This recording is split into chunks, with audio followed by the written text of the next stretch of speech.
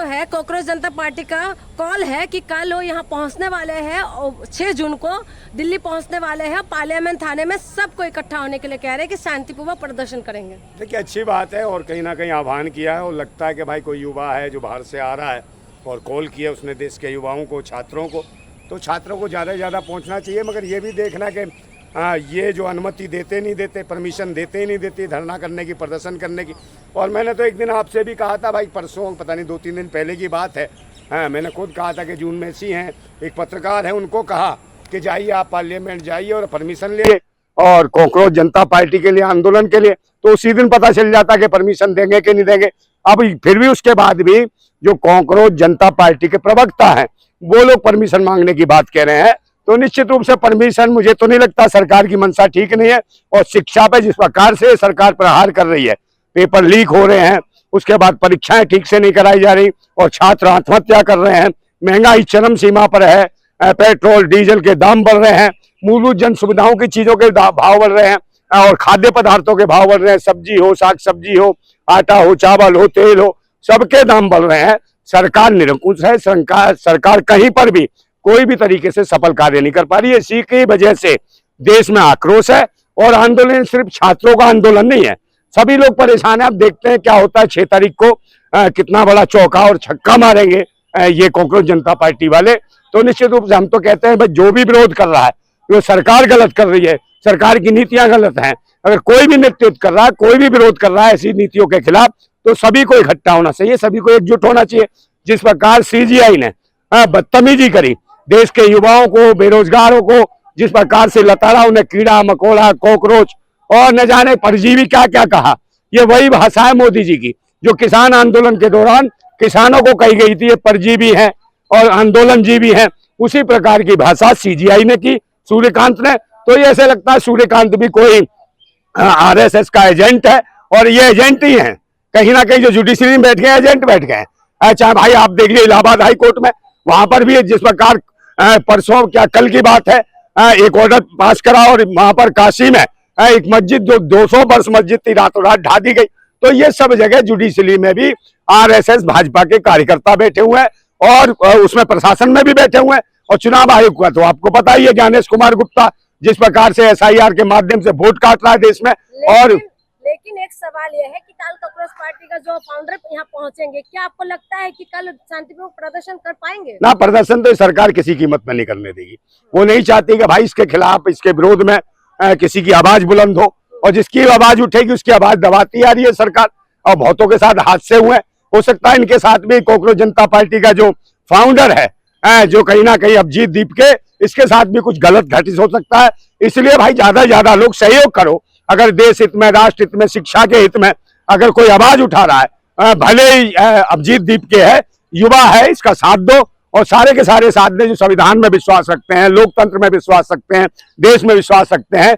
जहां जनता सरकार का विरोध कर रही है वहां सभी एकजुट होकर इस सरकार से कहो कि जो जिस प्रकार की परीक्षाएं लीक हो रही हैं, बच्चों के भविष्य के साथ खिलवाड़ हो रहा है, ये खिलवाड़ नहीं होने देंगे। और धर्मेंद्र प्रधान का इस्तीफा बिल्कुल चाहिए, पूरे देश को चाहिए। इस्तीफा ले पाएंगे? बिल्कुल इस्तीफा नहीं देंगे तो आंदोलन होगा, पूरे देश में गोरिल्ला वार होंगे। ये कॉकरोच की बात कर रहे हैं, कॉकरोच ही गोरिल्ला वार बन सकते हैं, क्योंकि क्रांति जरूरी है। आज क्रांति मांग रहा है देश जो है इंकलाब मांग रहा है, और इंकलाब और क्रांति के लिए कहीं ना कहीं खून बहाना पड़ता है। तो ये देश कुर्बानी भी मांग रहा है, तो न जाने कितने छात्रों, कितनी छात्राओं, कितने युवाओं, कितने किसानों की कुर्बानी भी होने वाली है। क्योंकि तानाशाह हुकूमत से लड़ोगे तो गोली चलेगी, और गोली चलेगी तो ये देखना है कितने युवा उस गोली को अपने सीने पे खाएंगे और इस तानाशाह सरकार को उखाड़ फेंकेंगे। यही सोच है और यही नीति है। कॉकरोच जनता पार्टी हो या अन्य जो पार्टियां हैं जो बिल्कुल अराजनीतिक हैं, तो यह राजनीतिक है, ये दल है, पार्टी है, जो भी है राजनीतिक है। इसकी कोई मंशा चुनाव लड़ने की नहीं है, सिर्फ आंदोलन के लिए बना है कॉकरोच जनता पार्टी। और जितने भी हैं, जैसे कॉकरोच भारतीय सेना है, कॉकरोच भारतीय सेना के साथ आइए, उनके भी अध्यक्ष है, वो भी पूरी तरीके से दमखम से जा रहे हैं, आदित्य राजपूत, तो उनका भी सहयोग कीजिए, साथ दीजिए। निश्चित रूप से कुछ जमीनी लोग भी अगर इस आंदोलन से जुड़ेंगे तो देश के युवा तो भड़के हुए हैं सरकार के खिलाफ, और देश के जो मेहनत कश लोग हैं वो भी महंगाई से जूझ रहे हैं, इनसे लड़ रहे हैं। तो जब लड़ रहे हैं तो निश्चित रूप से न्याय की उम्मीद कर सकते हैं। और अगर सरकार गिरफ्तार करती है तो आंदोलन बहुत तेज होगा और निश्चित रूप से इंकलाब खड़ा होगा भारत। सवाल है नंदा भाई, क्या लग रहा है कि जो लोग, जैसे इनकी जो प्रवक्ता है वो ये बोल रहे हैं कि आप लोग आइए 100 रुपए का ऑटो करके 200 रुपए का बैनर लेके, लेकिन अगर उन बच्चों के जो आए पहुंचेंगे, अगर उनके ऊपर कोई केस हो जाए, एफआईआर हो जाए, धारा लग जाए, तो उनको कौन जाएगा भाई? मैं तो कह रहा हूँ भाई, क्रांति करोगे तो कुर्बानी जान भी देनी पड़ सकती है। तो जिसको भाई बदलाव चाहिए, क्रांति करने के लिए बदलाव जरूरत है। गोली खाओ, भीख मांग के आओ, कैसे आओ, पैदल आओ। अगर देश को, राष्ट्र को, संविधान को बचाना है तो हर कुर्बानी देनी पड़ेगी।